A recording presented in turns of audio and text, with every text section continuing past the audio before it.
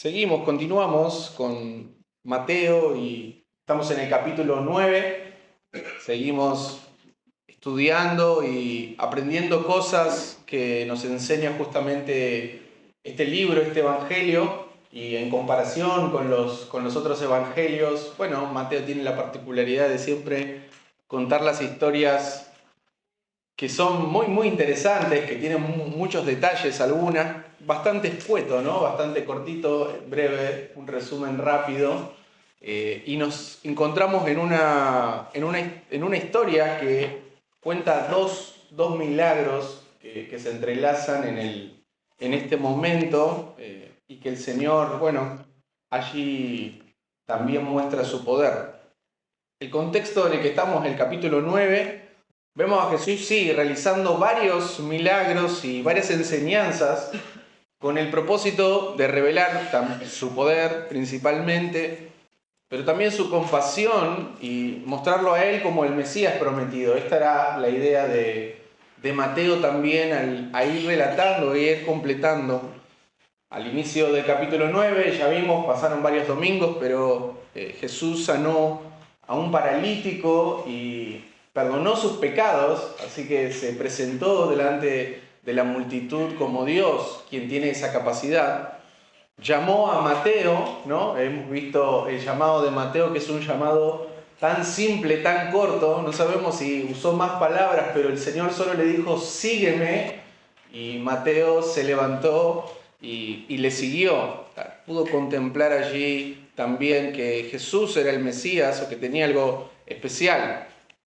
Y lo que el Señor quiere mostrar entonces es que el mensaje que trae, el mensaje del Evangelio, es un mensaje para todos, ¿sí? Esto a veces puede sonar, bueno, para todos, y a veces tenemos por ahí una idea de que no, solo un grupo selecto, los elegidos, y a veces cerramos que el mensaje es solo para algunos. Pero la realidad es que el mensaje es para todos, incluso para aquellos que parece que no lo merecen, ¿no? Entonces, mientras Jesús va avanzando en los milagros, también va creciendo su fama, ¿sí? Es una fama que ya supera la fama. Escuché una frase muy linda y me gustó, ¿no? Es la fama que supera la fama, la de Jesús. Y la fama de Jesús crecía en Capernaum principalmente. Y es que llegamos ahí, con esa popularidad de Jesús, es que llegamos a este momento, después de haber realizado ya varios milagros. Y vamos a leer de nuevo los textos que nos tocan, que es a partir del verso 18. Dice, mientras él le decía estas cosas, estábamos hablando de que el Señor te estaba hablando, dialogando allí con los discípulos de Juan, hablando acerca justamente de que él traía un nuevo pacto, ¿no? La idea justamente de un nuevo pacto. Y mientras él decía estas cosas, y aquí vino un hombre principal y lo adoró diciendo, mi hija acaba de morir, mas ven y pon tu mano sobre ella y vivirá. Y Jesús se levantó y lo siguió, y también sus discípulos. Y aquí una mujer que sufría flujo de sangre desde hacía 12 años, acercándose por detrás, tocó el borde de su vestido, porque decía dentro de sí, si tocare solamente su vestido, seré salva. Mas Jesús, volviéndose y mirándola, dijo, confía, hija, tu fe te ha salvado. Y la mujer fue salva desde aquella hora. Y cuando llegó Jesús a casa del hombre principal, viendo a los flautistas y a la gente que hacía bullicio, les dijo, apartaos, porque la muchacha no está muerta, sino que duerme. Y se burlaban de él. Y cuando la gente fue echada afuera, entró y la tomó de la mano, y la muchacha se levantó. Y como decía, se difundió esta noticia por toda aquella tierra. Son dos historias que se entrelazan para mostrar fe, principalmente para mostrar la fe de estas dos personas, ¿sí? Una fe que podemos decir que es persistente y que el Señor pudo comprobar que era una fe genuina en momentos de angustia, de dolor, de desesperación, como la tenía este líder de la sinagoga, que su hija acababa de morir, dice Mateo. Los textos de Marcos y de Lucas dicen que todavía no estaba muerta, pero de repente, mientras está pasando el milagro de la mujer del flujo, alguien viene y le dice, no molestes más al maestro, tu hija acaba de morir, ¿no? Y este hombre venía a acercarse porque necesitaba de Jesús y porque había escuchado que él había sanado y que había liberado a otros de enfermedades, de dolencias. Y por eso yo titulé el sermón Lecciones de Fe, ¿sí? Lecciones de fe. Necesitamos aprender varias cosas acerca de la fe de estas dos personas y la historia que nos cuenta aquí. Y por eso también le agregué, ¿no? Lo que aprendemos de la fe de otros, lo que podemos ver de la fe de otros. Y esto nos sirve a nosotros para también acercarnos a Dios y cómo acercarnos principalmente a Cristo, ¿sí? Y para eso, bueno, es necesario definir qué es la fe, ¿no? Y la Biblia lo define perfectamente. El autor de Hebreos se encargó, cuando en un capítulo él presenta el salón de la fe, el salón dorado de la fe, Hebreos capítulo 11, versículo 1, si quiere búsquelo, porque podemos buscar otro texto también ahí de Hebreos. Voy a buscar, porque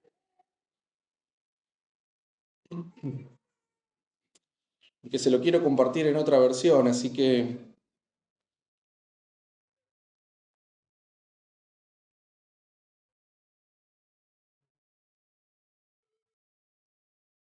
nuestra Reina Valera dice, es pues la fe, la certeza de lo que se espera, la convicción de lo que no se ve. Pero quería compartirlo en otra versión. Creo que los niños estuvieron también con ese versículo, lo acabo de ver. Y en otra versión dice, tener fe es la plena seguridad de recibir lo que se espera, es estar convencido de la realidad de cosas que no vemos, ¿sí? El griego de fe es pistis. ¿Qué es eso? Básicamente una confianza, ¿sí?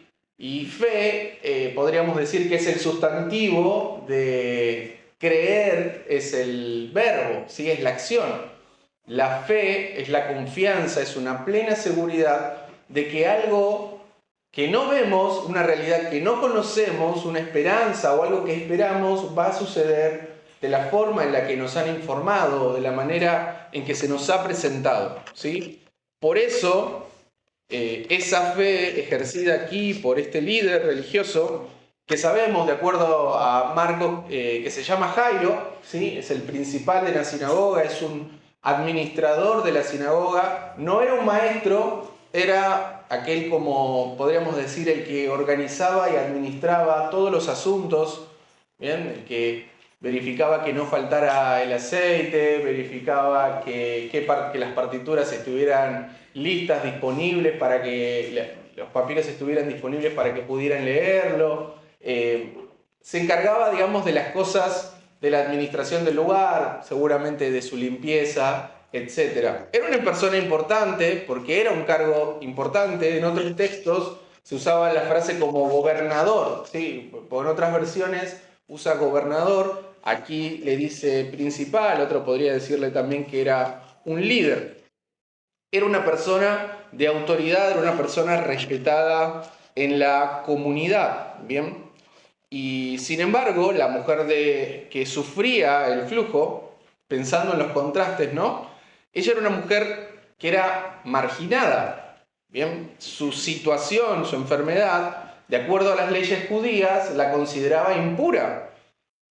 No podía acercarse al templo, no podía entrar porque estaba ritualmente impura, ¿bien? Y todo lo que tocara lo hacía ritualmente impuro, por lo que las personas iban, si se enteraban de su condición de enfermedad, iban a tratar de mantenerse alejada de ella, ¿sí? Por lo cual esto la marginaba y la excluía de la vida social, de la comunidad del pueblo y sobre todo de la vida religiosa, porque era algo que padecía constantemente, ¿sí? Esta pérdida de flujo, que puede ser hoy como aquellas afecciones de enfermedad menstrual, ¿sí? Y tener este tipo de problemas.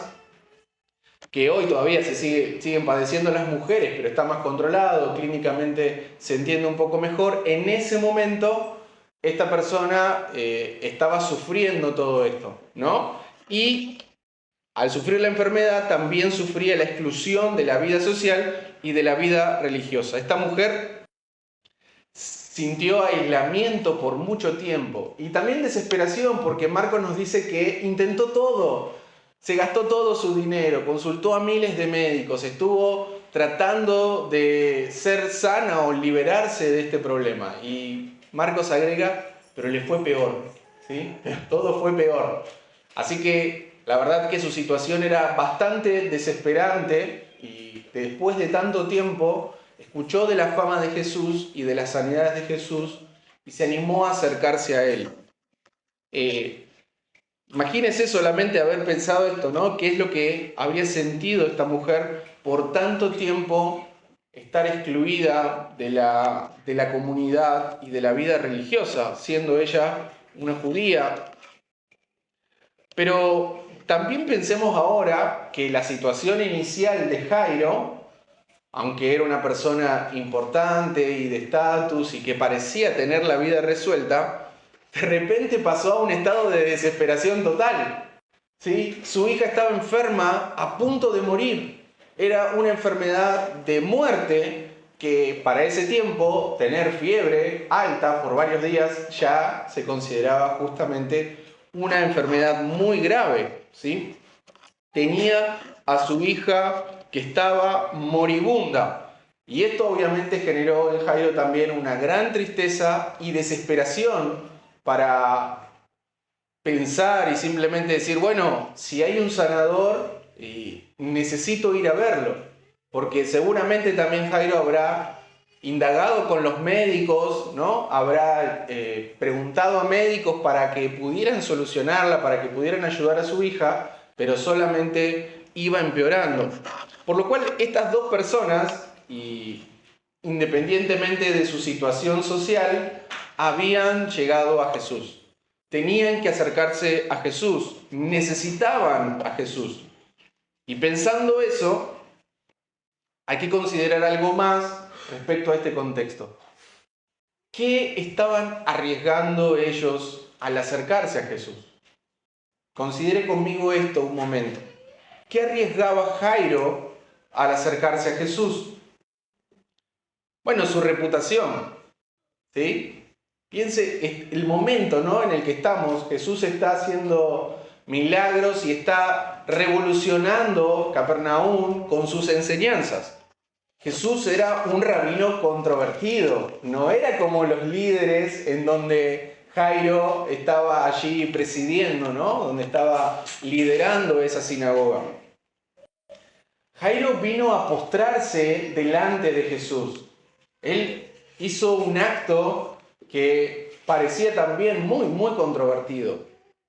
Esto podría haberse visto por los rabinos, por los religiosos del lugar, como algo que, una traición. ¿Cómo vas a ir con Jesús? No podés ir con Jesús, lo estamos denunciando.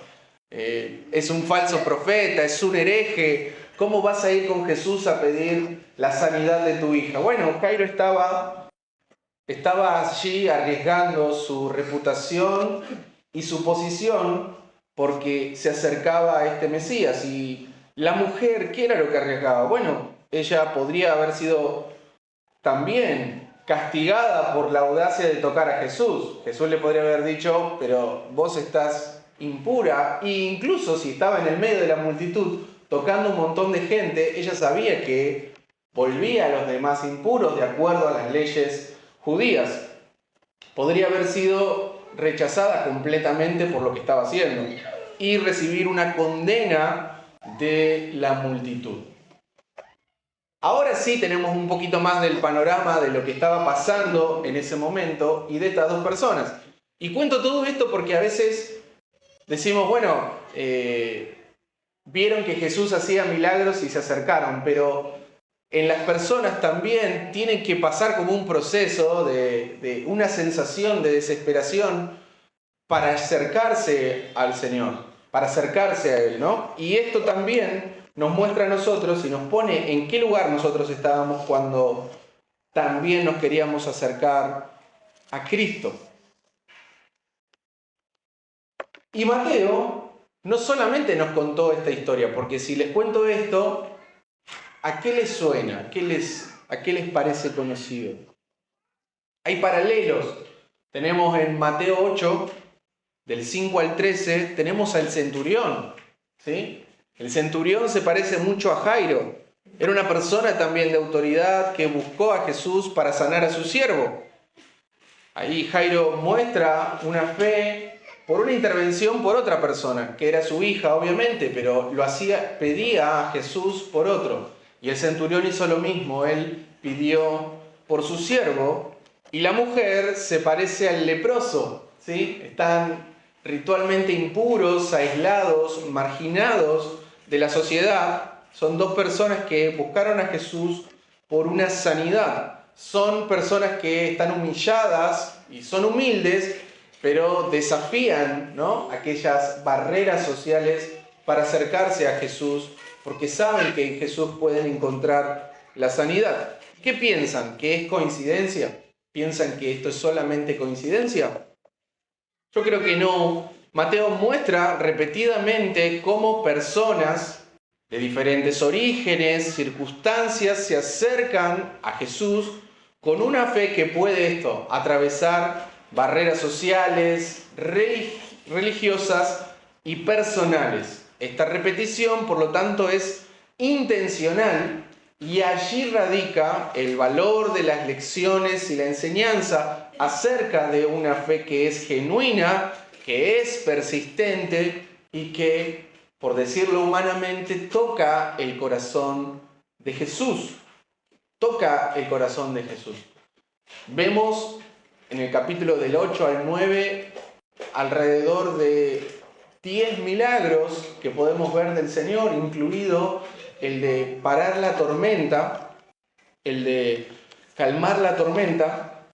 Y esto simplemente trayendo el punto de que entonces, bueno, ¿qué podemos aprender de esto? Porque ya vimos algunos milagros. ¿Qué más tenés para decirnos, Ezequiel, si venimos predicando de milagros y de sanidades? ¿Qué más podemos decir? Bueno, en realidad, el punto de lo que quiero traer hoy del sermón es que primero le digo el énfasis del texto, lo que me parece. El texto creo que nos habla de que una fe genuina y humilde es esencial para acercarse a Jesús. Y que Jesús, a través de su ministerio, no solo está demostrando una capacidad para sanar y para restaurar, sino que está mostrando su identidad como Mesías y como Salvador prometido, cual misión es redimir y transformar las vidas. Si Jesús hace esto, al mismo tiempo para nosotros hoy, teniendo el registro después de 2000 años, los que estaban ahí presenciando todo esto eran los discípulos, ¿sí? ¿Usted se identifica como un discípulo de Cristo? Si se identifica como un discípulo de Cristo, entonces esto es para usted. Los discípulos fueron progresivamente preparados al presenciar sanidades, milagros, disposiciones de fe de las personas a las que el Señor rescataba, para creer en la plenitud de la misión de Cristo. ¿Que cuál es? Perdonar pecados y otorgar vida eterna. Ese era el propósito. El Señor, cuando hacía los milagros, quería mostrarle a los discípulos que Él era, que yo soy el que lo puede hacer. Yo soy el que puede salvar. Yo soy el que puede redimir. Yo soy el que lo hago. Piensen, imagínense por un momento, están viendo a Jesús como un humano. Es uno como yo, ¿sí? Tal vez un poquito más de barba, no sé por qué judíos te dejaban un poquito más de barba, así, feíto como me ve aquí. Así era Jesús, y Él tenía que decir, soy el Mesías. ¿Y cómo lo iba a demostrar si no hacía señales y milagros, tal cual como estaba también profetizado? Y eso es lo que dice Mateo 8:16. Y cuando llegó la noche trajeron a él muchos endemoniados y con la palabra echó fuera los demonios y sanó a todos los enfermos. ¿Para qué? Para que se cumpliese lo dicho por el profeta Isaías cuando dijo: Él tomó nuestras enfermedades y llevó nuestras dolencias. Mateo identifica entonces a Jesús como ese Mesías prometido que hablaba Isaías. Él llevó nuestras enfermedades, pero él lo decía en el aspecto de la sanidad física, pero también de la realidad espiritual, que él llevó nuestra enfermedad espiritual, que es el pecado. ¿Sí? El desafío entonces para nosotros hoy es aprender de la fe de otros y creer en el poder de Dios, no solo para sanar, sino también para salvarnos completamente de nuestra condenación. ¿Sí? Y esta fe necesita empaparse cada día de las cosas maravillosas y gloriosas que hizo nuestro Señor en su paso breve por la tierra. Necesitamos volver a depositar nuestra confianza en aquel que es poderoso para sanar, como vemos en este caso de la mujer, una sanidad instantánea, y también para resucitar a los muertos, como lo hizo con esta pequeña. Y el autor de Hebreos nos dice eso. Capítulo 12, verso 1, ahora dice: por tanto, nosotros también, teniendo en derredor nuestra gran nube de testigos. ¿Quiénes son estos testigos? Sino aquellas cosas que los evangelios, aquellas cosas que los discípulos, aquellas cosas que los apóstoles nos dejaron acerca del Mesías. ¿Y con qué propósito? Juan dice: para que creáis que Él es el Hijo de Dios. Tenemos una gran nube de testigos. Despojémonos de todo peso y del pecado que nos asedia y corramos con paciencia la carrera que tenemos por delante, puestos los ojos en Jesús, el autor y consumador de la fe. Él es el autor y es el consumador de nuestra fe. Y entonces, ¿qué podemos aprender de la fe de Jairo y de la fe de la mujer? Bueno, ya lo dijimos, ¿no? Jairo se acercó a Jesús públicamente, ¿sí? Él se postró ante él y pidió que sanara a su hija. Le dijo: bueno, vení, Jesús, necesito que vengas a mi casa, mi hija está enferma. La fe de Jairo fue muy visible y también audaz. Recuerden lo que Jairo podría estar arriesgando al acercarse a este rabino controvertido. ¿Qué podemos aprender de la mujer? Bueno, ella se acercó en secreto. Esto es diferente, ¿no? Ella dice: bueno, pensaba en sí, si tan solo pudiera tocar su manto, sus borlas, aquellas cositas que los judíos se ponían para hablar acerca de la presencia de Dios, como en 4 esquinas. Si tan solo pudiera tocar eso, seguramente yo quedaré sana. ¿Sí? Ella se acercó en secreto, pero ella confiaba tanto en que tan solo con tocar algo de Jesús podía ser sana. Algunos hablan de que era un poco supersticiosa, y es cierto, puede haber algo de superstición en tocar el manto o tocar una prenda, pero de todos modos ella tenía una fe que Jesús era la prenda de Jesús, no cualquier otra, era Jesús mismo, y no una prenda que había usado, sino acercarse a Él con lo que está usando en este momento, por lo que podemos pensar que era una fe que era humilde, pero también muy valiente, ¿sí? Bueno, tenemos una fe que es visible, que es audaz, y ahora tenemos otra fe que es discreta, que es humilde. Bueno, ¿cuál es la fe entonces que tenemos que tener? Es que el tema no es la fe, ¿no? No es el tamaño, sino es el objeto. El asunto siempre es el objeto de la fe. Aquí, ¿a quién fueron? ¿A quién acudieron? Y ellos fueron a Jesús, ¿sí? El objeto de la fe es lo más importante. ¿Qué más podemos pensar acerca de, bueno, ¿Qué más esta fe? ¿Qué más este acercamiento? ¿Qué más esta confianza y esta seguridad de que Jesús podía sanar tanto a la niña como a esta mujer podemos pensar? Bueno, que incluso aquellas personas que tienen poder, que tienen algún estatus, que están bien, ¿no? Que parece que no necesitaran nada, no, estamos bien económicamente, estamos bien en tal área, estamos bien en allá, deben humillarse y seguramente necesitan ayuda. Necesitan al Salvador, necesitan a Cristo, incluso aquellos que parece que no necesitan nada. Dice, bueno, pero ¿qué va a necesitar esta persona? ¿No? A veces uno no le quiere predicar y dice, no, pero ¿qué va? Incluso aquellos pueden estar pasando en una situación difícil y necesitar la ayuda de nuestro Señor y tienen que venir a Él en humildad. Y la mujer justamente también nos muestra eso, ¿no? Una forma persistente y parece otra vez, ¿no? Como si fuera defectuosa su fe, porque dice, bueno, ella tenía superstición, parece que ignoraba algunas cosas y sin embargo el Señor dice, ¿quién me tocó? ¿Sí? Eso lo dice Marcos, dice, ¿quién me tocó?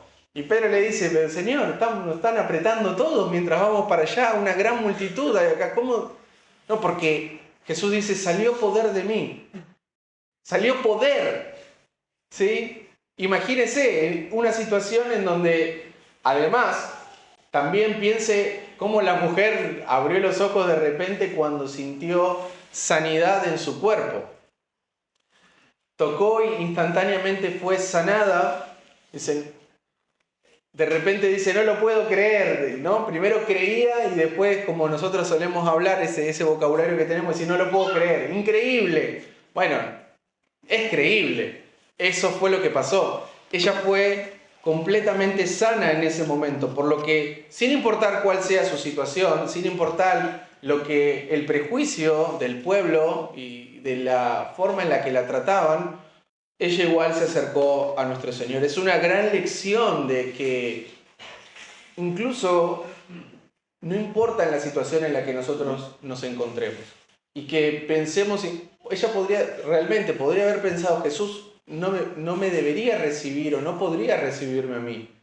No sería digno de que me reciba. Por eso, de espaldas, y si tan solo lo toco, tal vez no se dé cuenta y yo pueda recibir mi sanación. Y sin embargo, el Señor sí se dio cuenta y actuó con compasión. Y por eso, aunque aquí tenemos algunas lecciones, la lección más importante de todas es que Jesús responde con compasión a la fe que ponemos en Él. ¿Sí? Esta es la lección más importante. Jesús responde. Jesús responde. Él no es indiferente. No es indiferente. Jairo le dijo, por favor, ven a mi casa. Y el Señor dijo, sí, voy. No es indiferente. La mujer lo tocó porque esa era la forma en la que ella creía que iba a ser sana y fue así. Salió poder de Él. Salió poder del Señor sobre su vida y fue sana. Jesús responde con compasión.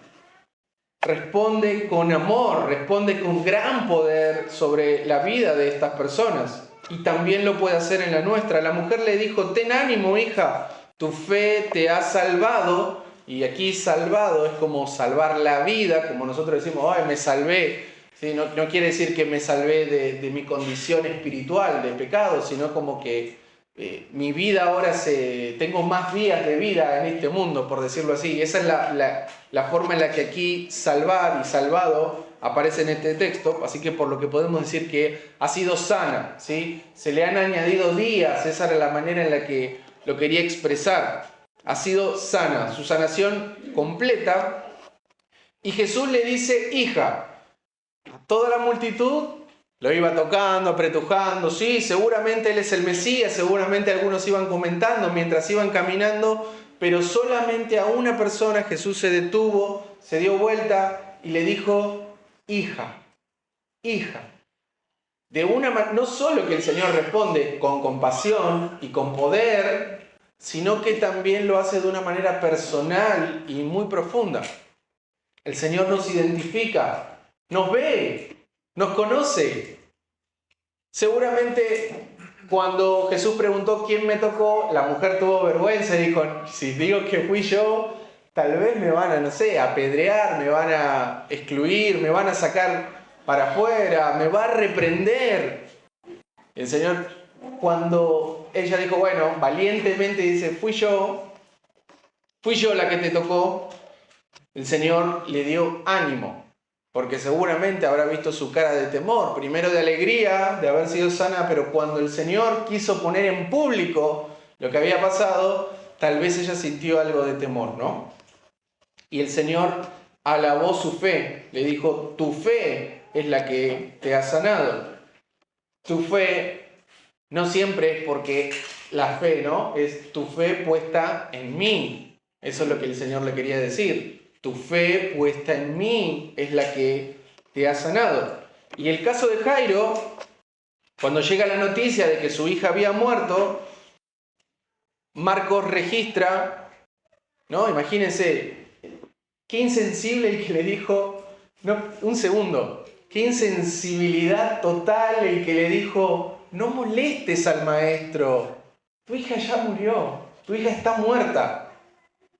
Qué terrible manera de querer interrumpir el poder de Dios, ¿no? Y muchas veces, la verdad, nosotros somos así con algunas personas, somos medios insensibles a la búsqueda de algunas personas que tal vez ignorando, no entendiendo bien, quieren acercarse al Señor y nosotros le decimos, no molestes al Señor, no estás entendiendo bien, ¿no? Le estamos poniendo trabas a su acercamiento a Dios y este le dijo, no molestes al maestro, él está para otras cosas, está para cosas importantes, tu hija ya está, ya se murió.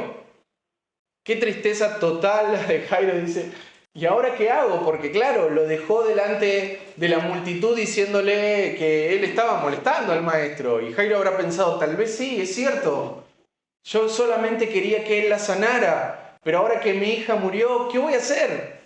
Ya está, no sé qué decirte, Jesús, listo, lo dejamos acá. Pero Jairo había visto el milagro de la mujer. Él había visto lo que había pasado, estuvo presente en ese momento porque lo estaba acompañando hasta su casa.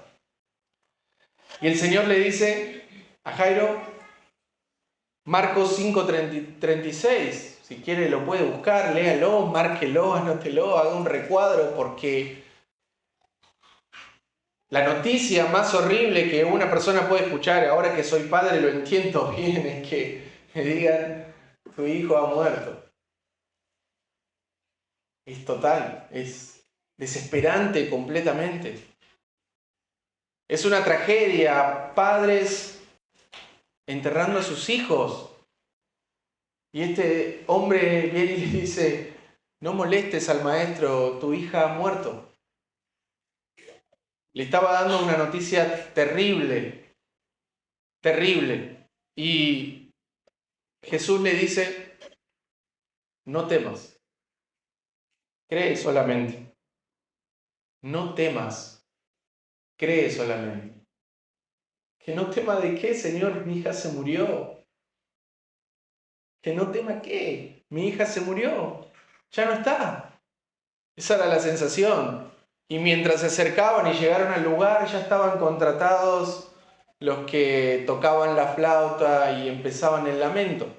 Personas les costaba tal vez expresarse la emoción de la tristeza y desahogarse, y por eso se contrataban a estos que tocaban y lamentaban la muerte y el luto. Las personas estaban acostumbradas en ese tiempo a estar muy presente la muerte, ¿no? Los funerales se hacían en sus casas y ellos mismos se enterraban. Hoy nosotros somos bastante indiferentes a esto porque es como que contratamos un servicio y bueno, lo hace otro, ¿no? Pero imagínense, ellos tenían que cargar a su hija, verla ahí, organizar el momento del luto. Y era completamente un momento totalmente triste y el Señor le dice, no temas, cree solamente.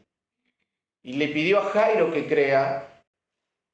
Y otra vez, de una forma muy personal, el Señor se acercó a él, llegaron hasta la casa y el Señor se enfrentó a otra incredulidad, la que estaba ahí presente. La que dice, no, pero nosotros ya estamos en el momento de dando la ceremonia de luto. Y hubo como alboroto, decía, ¿no?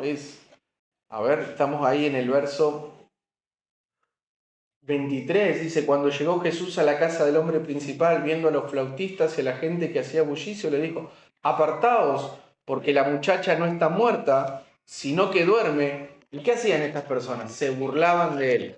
Por lo que el texto deja muy claro que la niña realmente estaba muerta, ¿sí? Cuando Jesús dice que duerme, se refería a el sentido espiritual de morir, ¿sí? De dormir. Él le decía que duerme. Y aparte la forma en la que él la iba a resucitar era como si la niña se despertara de un sueño, ¿sí? Él le dice, levántate, ¿sí?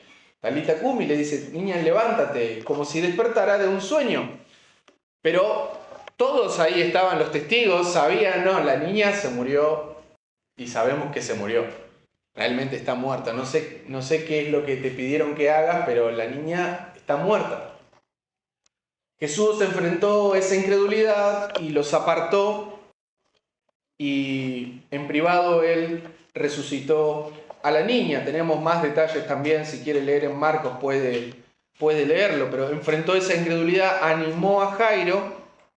Imagino que después de que la niña se levanta y se recupera como si realmente hubiera dormido una siesta, los ojos de Jairo diciendo, no puedo creerlo, no es algo que sorprendió a Jairo al ver que la niña había resucitado. Y el Señor le dio un regalo enorme a Jairo, enorme.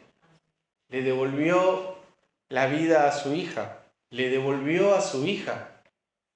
Y ese aspecto en el que Jairo ahora es como un tercero, donde puede ver la muerte y la resurrección, y no en primera persona, sino verlo en otro, puede ver el poder que tiene Cristo sobre la muerte, ¿sí? Algunos de sus discípulos estuvieron ahí presentes y él les pidió que no lo dijeran a nadie, pero vemos que el verso 26 termina diciendo, y se difundió esta noticia por toda aquella tierra, ¿sí? Era imposible que quedara guardado en secreto. Pero es obvio, el Señor actúa de esta forma. Y Él ya lo viene diciendo. Fíjense que dice Mateo 9:12, también lo leímos hace poquito. Dice, al oír esto Jesús les dijo, los sanos no tienen necesidad de médico, sino los enfermos. Id pues y aprended lo que significa misericordia quiero y no sacrificio, porque no he venido a llamar justos, sino a pecadores al arrepentimiento. Y Mateo vuelve a mostrar la compasión de Jesús al final de este capítulo. Y dice en Mateo 9:35, recorría Jesús todas las ciudades y aldeas, enseñando en la sinagoga de ellos y predicando el evangelio del reino y sanando toda enfermedad y toda dolencia en el pueblo, y al ver las multitudes tuvo compasión de ellas. Esta es la manera en la que Cristo se acerca. Él es compasivo, Él es misericordioso, porque estaban desamparadas y dispersas como ovejas que no tienen pastor. Este es el amor y la compasión de nuestro Señor reflejada aquí, y todo esto nos invita también a poner nuestra fe en Él y al contemplar que sus misericordias son grandes, son grandes. Él lo hizo con estas personas, pero antes de llegar a esa consideración, quisiera también traer una reflexión sobre esto, ¿no? Porque, bueno, en el medio de la multitud, a pesar de la historia de estas dos personas de gran fe, vemos también muchísima incredulidad y trabas, y a lo largo del ministerio de Jesús esto va a poder pasar de nuevo. Y tal vez pensaba en esta manera en la que nosotros también, cómo nos relacionamos e interactuamos con otros. es fácil caer en la trampa del favoritismo y juzgando la fe de los demás por su conocimiento o por su apariencia. Y Jesús nos está mostrando que una fe genuina no discrimina, ¿sí? No discrimina en absoluto. No debemos ser hostiles ni mostrar favoritismo en nuestra comunidad, ¿no?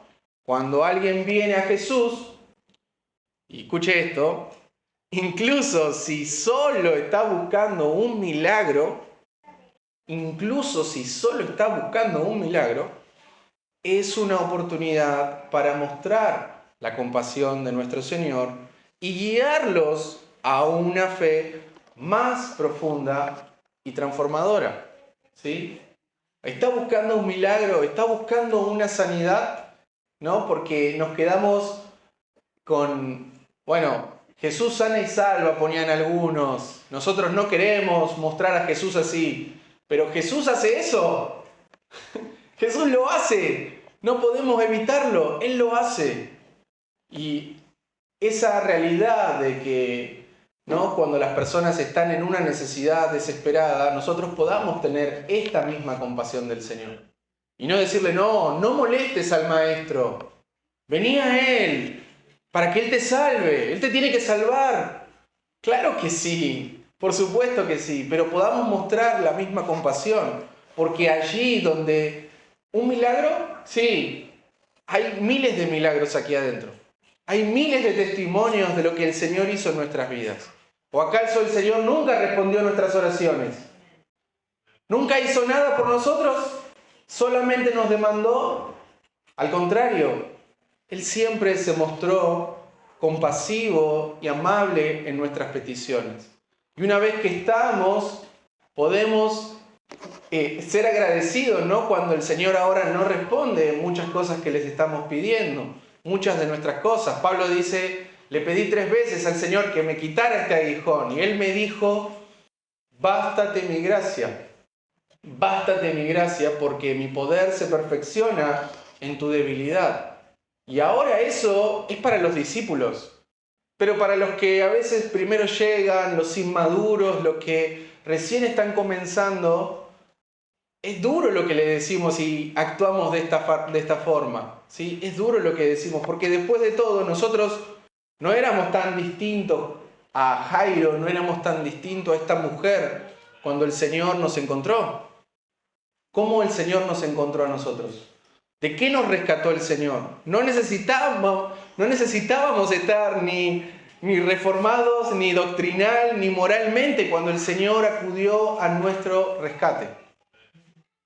Tenemos la oportunidad de mostrar esa compasión del Señor para poder ahí sí hablarles de el milagro más poderoso que una persona puede experimentar, que es saber que sus pecados han sido perdonados, que es saber que es libre y que el Señor regala vida eterna. Pero si ponemos el freno, no molestes al Maestro, ¿cómo pueden llegar las personas a Él? ¿Cómo podrían llegar las personas a Él? Mire lo que pasa en nuestra psicología, ¿no? Desde un aspecto humano, y ya vamos a ir al cierre, y me ayudó la inteligencia artificial para la ilustración porque busqué muchas y no encontré. Pero piensa la siguiente situación. Estás en una situación de emergencia. En una montaña, te tienen que ir a rescatar. Estás con un grupo de personas, te tienen que ir a rescatar. Estás en peligro, no podés quedarte ahí, no tenés agua. Y la única manera, ahora sí, de llegar a un refugio seguro, donde hay agua, donde hay comida, donde hay calefacción, hay que cruzar, ¿no?, un cañón, dice aquí, un río, ¿no?, un barranco, usando una tirolesa. ¿Saben lo que es?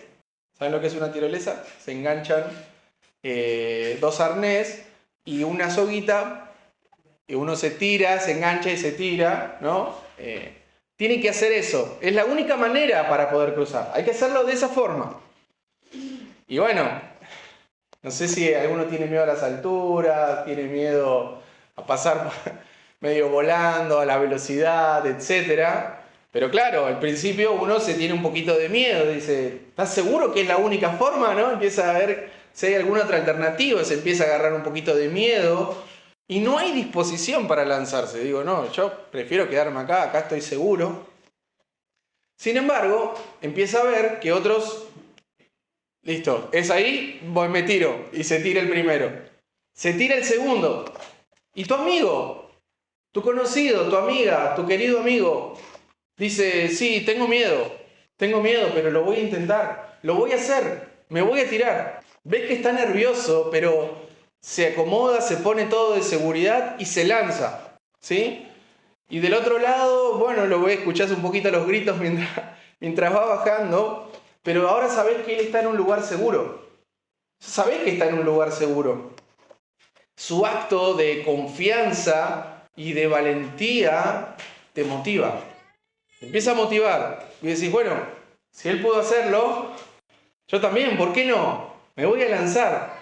Y en ese momento, una vez que ahora sí te lanzás, tu fe, tu confianza, tu seguridad, ya no es solamente por lo que el otro hizo. Ya no es que confías porque él se tiró, sino porque ahora vos mismo experimentás lo que hay del otro lado. Ahora ya no es porque él confiaba, ahora es porque vos lo hiciste. Ahora es porque realmente experimentaste lo que hay del otro lado. Había agua, había comida, calefacción, había un lugar seguro. Eso era lo que te estaba esperando. Y de manera similar, la fe de aquellos que se acercaron a Jesús, y por eso lo relatan los evangelios, nos inspira y motiva también a confiar en Él. A confiar en Él. Al ver la sanidad y ver las restauraciones que Jesús trae, la disposición de estas personas, la fe de uno, en un sentido humano, puede contagiarse, ¿sí? Puede como contagiar, es como algo contagioso. Y nos permite también experimentar la gracia de Dios, ¿sí? Nos permite experimentar esa gracia de Dios. Por eso nos contamos estas historias todos los domingos, ¿sí? Por eso nos contamos de los hechos y de las maravillas que el Señor hizo cada domingo. Cada domingo venimos acá a recordarnos el poder y el amor y la gracia de Cristo para nosotros y para nuestra vida. Porque eso nos motiva, nos inspira y estamos preparados así para recibir esto, ¿no? Y nos permite experimentar la gracia y el amor de nuestro Señor. Por eso siempre que nosotros evangelizamos, no es como una especie de, bueno, es un deber, es una actividad, es algo pesado, es algo malo, sino que simplemente estamos también recordándonos a nosotros mismos lo que el Señor hizo por nosotros. Lo que Cristo hizo por nosotros. Eso es lo que le queremos contar a otros. Me tiré de la tirolesa y del otro lado había agua y comida. Había un lugar seguro para mí. Encontré paz. Encontré lo que necesitaba, lo que buscaba en este mundo. Lo encontré solamente en Cristo. Jesús entonces nos muestra que no importa cuál es la posición social, cuál es el conocimiento bíblico, cuáles son las circunstancias, Él está siempre dispuesto a recibirnos con compasión. Así como lo hizo con Jairo y con la mujer de flujo, encontraron sanación, encontraron una restauración. También nosotros podemos encontrar el problema a nuestras necesidades. Y el problema más urgente que tienen aquellos que no conocen a Cristo es reconciliarse con Dios el Padre. Esto solo es posible a través de la sangre de nuestro Señor, ¿sí? Y es por eso que Él fue a la cruz del Calvario. Tenemos la historia total, final, revelada. El Señor pagó por nuestros pecados en la cruz del Calvario. Y Él ahora ofrece perdón y vida eterna. Él ofrece perdón y vida eterna. algunas aplicaciones finales y una conclusión para terminar, hermanos. Y bueno, lo que decía al principio, ¿no? Primero, no debemos ser hostiles ni mostrar algún favoritismo juzgando la fe de los demás.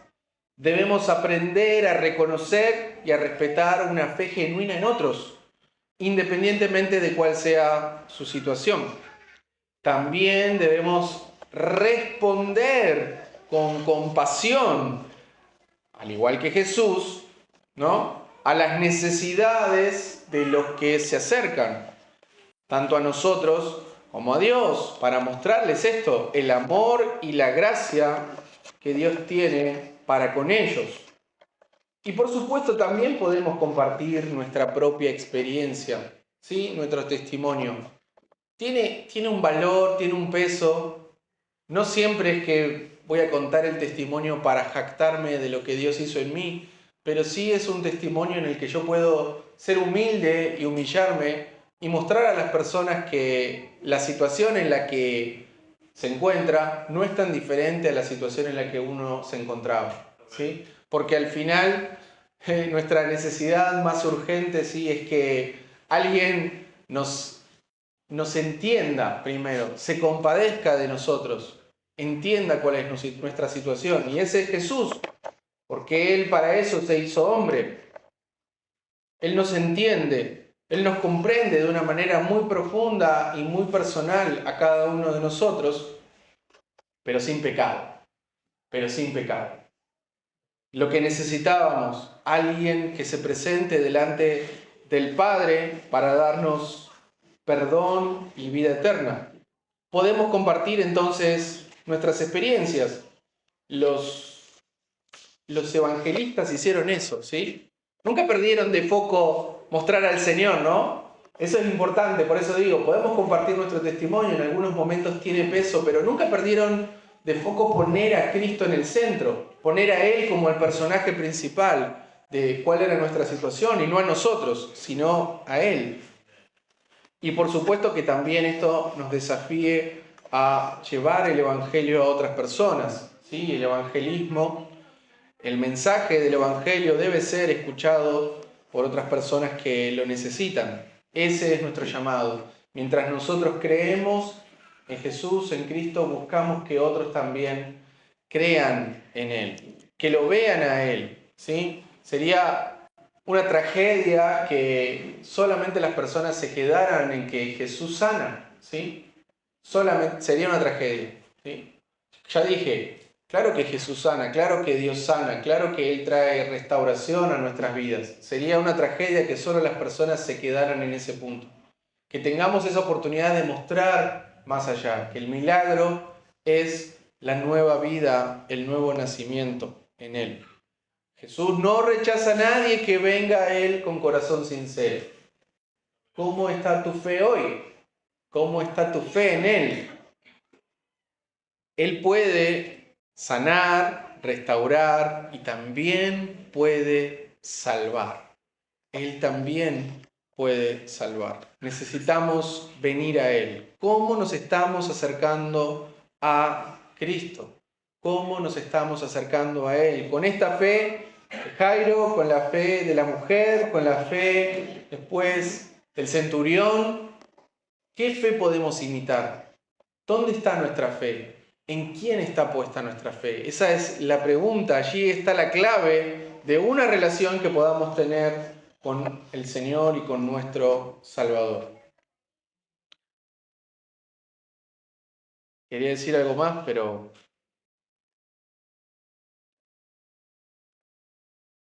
confiemos en nuestro Señor, que Él puede dar paz a nuestra vida, a nuestro corazón.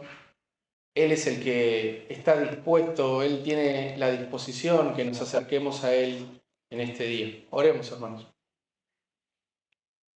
Bendito Padre, te damos muchas gracias por tu amor, tu misericordia, tu bondad para con nosotros, y gracias porque aprendemos de la fe que otros han puesto en ti. Somos motivados, somos inspirados a confiar, a creer, al ver cómo En tu ministerio, Señor, tuviste compasión de las personas y así es como tuviste compasión de nosotros.